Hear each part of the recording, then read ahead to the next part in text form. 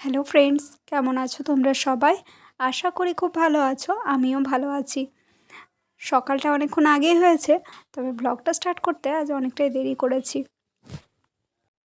ঘুম ভেঙেছে ওই 6:15-20-তে। তারপরে নিচে গিয়ে নিচের সমস্ত কাজকর্ম করেছি। অবশ্যই হ্যাঁ, চাটা খেয়েছিলাম। তবে সত্যি বলতে চাটাও সকালে যেন শান্তি করে খেতে পারি না কাজ কাজ করে। তো চা খেয়ে সমস্ত নিচের কাজ কমপ্লিট করে ফেলেছি।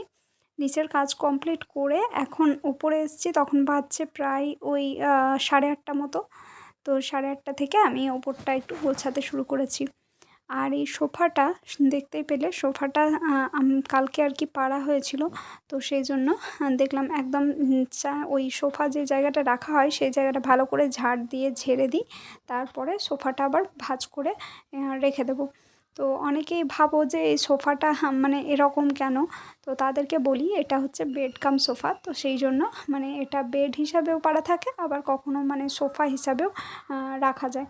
তো কখনো যখন মানে মানে মানুষজন একটু বেশি হয়, হয়তো খাটে সবার আর কি শোয়া হবে না, তখন নিচে এটা পেরে বেশ শোয়া যায়। তো এই জায়গাটা প্রত্যেকদিন সরিয়ে নড়িয়ে মোছানো সম্ভব হয় না, মানে যেহেতু একটু ভারী। তো সেই জন্য আর কি। তো যখন দেখলাম যে পাড়া ছিল, গোটাতে হবে, তো দেখলাম ওই জায়গাটা ফাঁকা ছিল।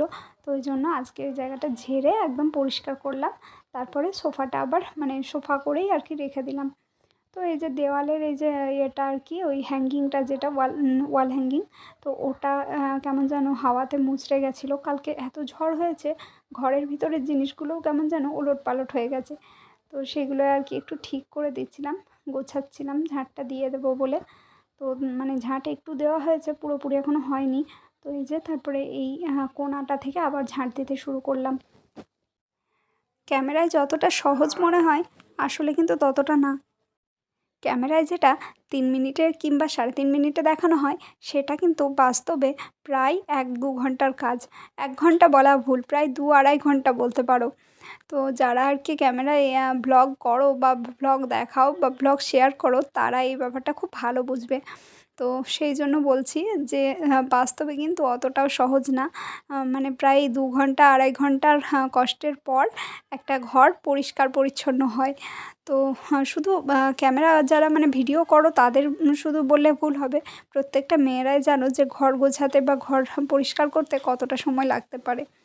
তো মানে রোজ দিনকার কাজ, সেটা নিয়ে আর নতুন করে কিছু বলার নেই, তার জন্য না। তো ঘর গোছাতে ভালোবাসি সত্যি বলতে। তো সেই জন্য পরিষ্কার পরিচ্ছন্ন করে রাখি। আর মেয়েদের কাছে নিজের ঘর হচ্ছে শান্তির জায়গা। তো সেই শান্তির জায়গাটাকে যদি মানে ভালোভাবে না রাখা হয়, তাহলে কিন্তু ঠিকঠাক মানে মনে হবে না। মানে ঘর যে জিনিসটা, সেই ঘরটাই ঘর মনে হবে না। তো সেই জন্য একটু খাটনি হলেও সমস্তটাই গোছাতে হবে। আমার মেয়েকে দেখছো কেমন বাইরে দাঁড়িয়ে আছে? কেন দাঁড়িয়ে আছে সেটাও তোমাদের বলি। যখনই আমি ঝাঁট দিই কিংবা ঘর মুছি, ওর কাজ হচ্ছে আমার ওই মানে ঝাঁটার কাছে কাছে ঘোরা, আর নইলে মপসের কাছে কাছে ঘোরা। তো ওইভাবেই আর কি বকুনি দিয়ে দিয়ে ওকে দূরে সরাতে হয়, বোঝালে একটুও শোনে না। তো ওইভাবেই আর কি কাজ করতে হয় কাছে নিয়ে নিয়ে।